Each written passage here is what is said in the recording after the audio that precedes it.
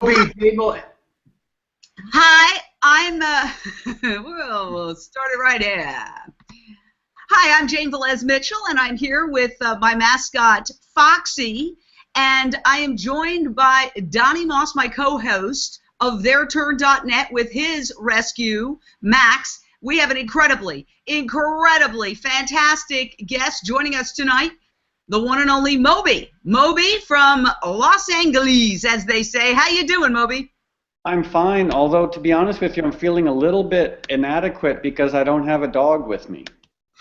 All right, well, do you want to get a dog? Yeah, it's been on my to-do list for about the last year, but unfortunately, I've been traveling a lot, but I'm hoping possibly next week to go up to Best Friends, Best Friends Sanctuary, and adopt at least one, maybe two dogs next week. Well, God bless you. I think that's absolutely fabulous. And, there is nothing like a dog, like my little Foxy here was found on the streets of Fresno, to give you a fresh perspective every morning and make you realize how great it is to be alive. But Moby, talking about the problems with animals, I know you're a passionate animal lover, you're a vegan, and along with being an extraordinary musician, where do you see the animal rights movement headed? Because you and I have sat at many galas together, raising money for various causes, but it seems like the cruelty still continues to escalate. The number of animals killed on factory farms, the live export of animals from one country to another. I mean, the list of horrors is endless. Where do you see our movement going? I mean, maybe I'm naively optimistic, but I have this belief that within a couple of generations, animals will no longer be used for human purposes. And the reason I'm so optimistic is I just see, of course, things are still terrible. You have billions and billions of animals being killed for food and experimentation. But generally, I feel like things are moving in the right direction. And the internet is a remarkable resource for that, because the only way animals can be killed and tortured and used for barbaric purposes is if people aren't aware of it.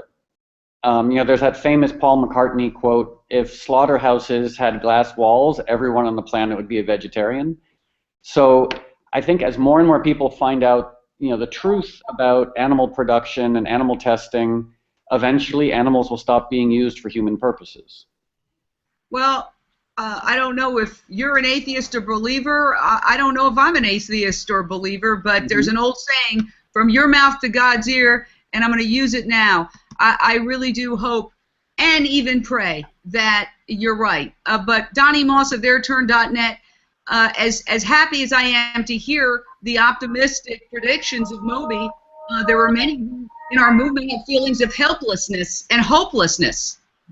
Yeah, Moby, I'd be curious to hear from you as an activist for 3 decades. You've probably had your ups and downs, moments of feeling hopeless, and how will all the abuse ever end? What advice do you have for activists who are just feeling that sense of hopelessness? I guess my advice is for each individual, figure out how to sustain your activism over a long period of time. Especially in the animal rights world, it's very easy to get burned out, just with the enormity of suffering, the enormity of cruelty. But really focus on the good things, focus on the progress that we're making, and as naive as this might sound, just take care of yourself.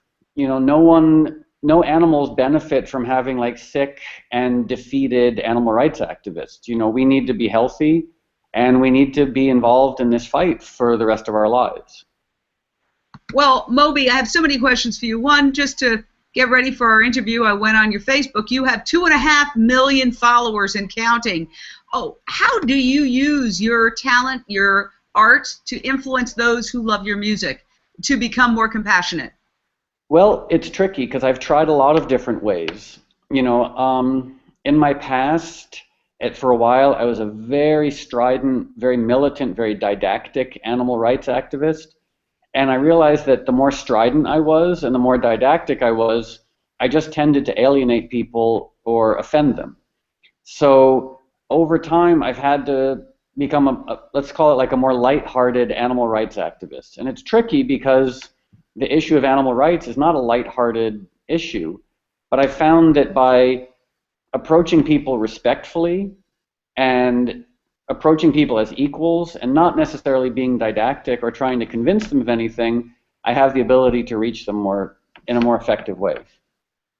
Do you, at your concerts or with your music that you put out, I know you have had animal themes or at least titles of music that reflected your passion for animal activism, but do you use that venue as a way to get a specific message across ever? I try to. I mean, honestly, if it were up to me, I would talk about animal welfare issues constantly. But I've found that if I talk about animal welfare issues too much, I tend to alienate a lot of people. And so it's like finding the right balance between talking about animal issues and lighthearted pop culture issues and creative issues and spiritual issues, because if I only talk about animal issues, people tend to stop listening. Well, it's so funny you should mention that, just starting out janeunchained.com and Facebook, a social platform for getting out the word. I have found that since I'm known for crime and I've written several books, bestsellers on crime, that I have to talk about other issues that people are interested in. I can't just do one animal rights post after the next. Yeah. So I also have been mixing it up, and I feel that it's all crime. It's crime against humans. It's crimes against animals. Humans are animals.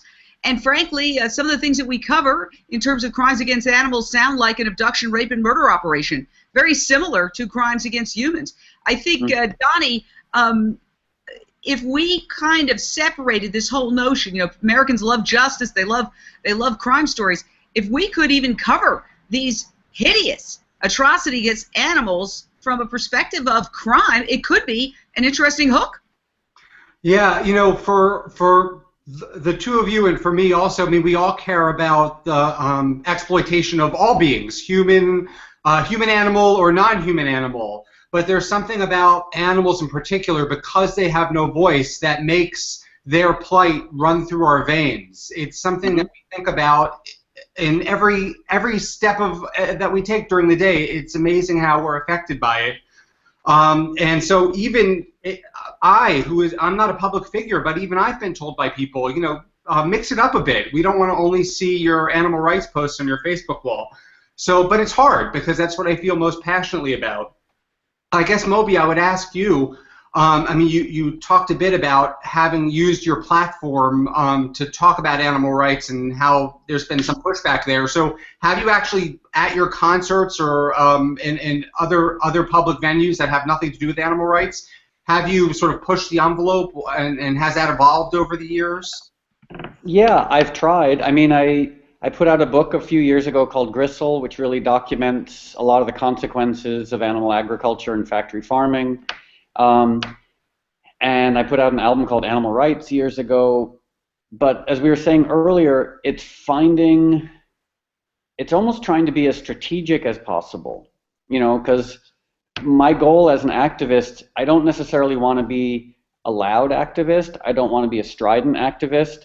I want to be an effective activist. And I feel like my commitment to the cause of animal rights forces me to figure out how to be the most effective activist I can. And sometimes that means doing things differently than I would want to. I mean, there's a part of me that just wants to go to a street corner and start yelling at people to stop eating meat and using products tested on animals. But I'm pretty sure that if I did that, two things would happen. One, people would just ignore me, and I might possibly get arrested. So it's this ongoing lifelong process of figuring out how to most effectively reach people. I mean, one of the things that I also find really encouraging is there's so many ways to talk to people about the issue of animals. I mean, one is animal welfare, but you can also approach people on a health perspective, on a climate change perspective, from a resource perspective, and also, especially living in Los Angeles, a health and beauty perspective. I mean, it's so easy to get people to consider veganism when you say to them, well, you'll live longer, you'll look better, you'll have a better sex life, you'll decrease climate change, you'll protect the environment, and you'll save animals. Like it's a pretty remarkably easy better issue sex to life, Moby. Well, you know, I mean, well, for men especially, as men age, an issue is oftentimes erectile dysfunction. And animal products are directly tied to erectile dysfunction because, like, a high-fat, high-cholesterol diet contributes to, like, poor vascular health, and oftentimes erectile dysfunction is a result of poor vascular health. So, like, the two behavioral things any man can do to prevent erectile dysfunction are stop smoking and stop eating animal products. Well, I hope you guys out there are listening to that, because that is important information from Moby. So, Moby, I know you're involved in something called Echo Chamber. I want to hear all about it, and I think it sounds fascinating just from the phrase echo chamber. Well, so basically, the idea started, oddly enough, thanks to Karl Rove. Karl Rove, who is, of course, an evil genius. He, you know, when he was in, let's say, 99 into 2000, and then again in 2004 against John Kerry, he and some other right-wing operatives would take a story that was a complete non-story, let's say like the Swift Boat campaign against John Kerry. You know, it was a non-story in 1971, and it was a non-story in 2004, but Karl Rove advanced this story and got all of his buddies at Fox News and in the right-wing media to just repeat it. And what that did is it created an echo chamber, and they were, of course, using it for lies and to evil purposes. But I thought to myself, why not gather a few hundred very influential animal rights activists, and if there's an important animal welfare story, get everyone to tweet it, to talk about it, and to sort of advance the cause. Because as we know, like in 2014, media disappears in an instant. You know, if someone at, say, Sea Shepherd posts something on Twitter that's really important, unless you're watching your Twitter feed at that exact second, you're not going to be aware of it. So it's a way of basically increasing the effectiveness of different animal welfare, you know, messaging. Well, and I have to say, I can't independently confirm what you told us about what was done with the original echo chamber, but I can say, Moby, I think it's a fantastic idea for the animal rights movement. Donny Moss, what would you like to ask Moby in terms of where this movement is going? Well, you know, you've been at this for almost, 30 years. And, you know, one thing that Jane has said is that she wants to be the media for animals because mainstream media doesn't do a good job covering animal rights issues because the advertisers are meat and dairy, and they don't want to alienate their advertisers. Have you seen in your time as an activist a change in how media covers the plight of animals in society? I have. I mean, there's also, of course, to completely state the obvious, there's been a huge shift in media. You know, media is so fractured at this point, and there's so many media outlets. So it's, in some ways, I find it hard to make generalizations about the way in which media has covered animal issues without also looking at just the huge changes in media itself. But clearly, it reminds me of a conversation I had with Al Gore a few years ago. I was talking to Al Gore, and I asked him this simple question. I said, in An Inconvenient Truth, the book and the movie, why don't you mention animals? Because animal production, according to the United Nations, is responsible for 25% or more of climate change. And Al Gore was so honest. He looked at me and he said, because animal eating, you know, animal agriculture is too inconvenient of a truth for most people. And I think that clearly affects the way the media covers issues, because the vast majority of people at media, you know, their ad dollars are coming from McDonald's, from Burger King, from Wendy's, etc. And also, they're meat eaters. They're eating dairy, and no one wants to draw attention to the plight of animals if either they're profiting from it or they're eating animals. But I think over time, the more and more truth that comes out about the way in which animals are treated, the more and more people are going to be open to reporting about animal issues and giving up their adherence to their past diets. I think what about, just a quick question though, you talked about how you see a lot of progress in the animal rights movement. So what progress do you see specifically? Well, I think back to the mid-'80s when I first became a vegetarian, and the animal rights world was such a fringe movement. I mean, in 1987, no one knew what the word vegan even meant. And health food stores were sad, dusty places, you know, with like sick cats and skinny hippies. And you couldn't really ever have a conversation about animal rights with anyone. And now you look at the spread of veganism, the spread of organic produce, the spread of awareness, and also the fact that animal welfare is becoming increasingly a mainstream issue. You know, because let's say back in the 60s, 70s, 80s, the only way to talk about animal welfare was the plight of the animals. And as we were saying earlier, now you can talk about it from the issues of deforestation, from climate change, from resource degradation, etc. There's so many different ways to talk about this issue, and I think the more and more that people become aware of it, the more of a sort of relevant issue it becomes. And that just makes me really optimistic, because, I mean, this might be an odd comparison, but I think there have been other issues in the past. Like, let's look at the women's suffrage movement. You know, up until Susan B. Anthony and the 20s, women couldn't vote. And it was probably very dispiriting. A lot of women thinking, oh, we've never been allowed to vote, therefore we never will be allowed to vote. But then radical change happened very quickly once people recognized the absurdity of the status quo. And I have a feeling that will happen with the issue of animals as well. Well, I see also the same thing with the LGBT movement, which really exploded over the last decade, and particularly over the last 5 years, or even the last 2 years. Yeah. Donny, you say something. Sorry. Oh, no, that's okay. Moby, you talked about progress and how we're going to see changes, be it because of welfare issues or environmental issues, or because people care about their health and the way they look. But it also occurred to me today that we will reach a tipping point when the impact of animal agriculture on our communities is so grave that people will realize that if they want to save themselves, they're going to have to stop consuming animal products. Today, a story out of Washington about dairy cattle or dairy factory farms in Washington contaminating the waterways with nitrates, and how people can't drink the tap water. And we see dead zones in the Chesapeake Bay and in the Gulf of Mexico. So I think that even if people aren't concerned about the humane issues or even the health issues, that or in the environmental issues, their personal lives are going to be dramatically affected by animal agriculture. Yeah, I completely agree. And I think it's interesting because sometimes people will say that rather than focus on animal rights, you should focus on human rights. But ending our reliance on animal agriculture would benefit humanity more than any single other thing we could do.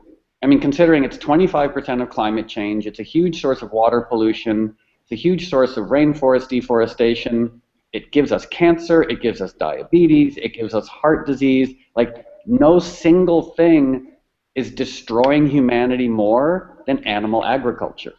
So it really is, I'm in it for the animal rights issue, but it's very much a human rights issue as well.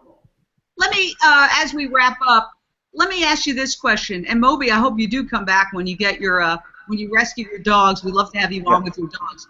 How come so many of the intelligentsia, so many of the smartest people in the room, seem to be completely incapable of grasping the enormity of this issue and how important it is for the survival of the human species and the planet?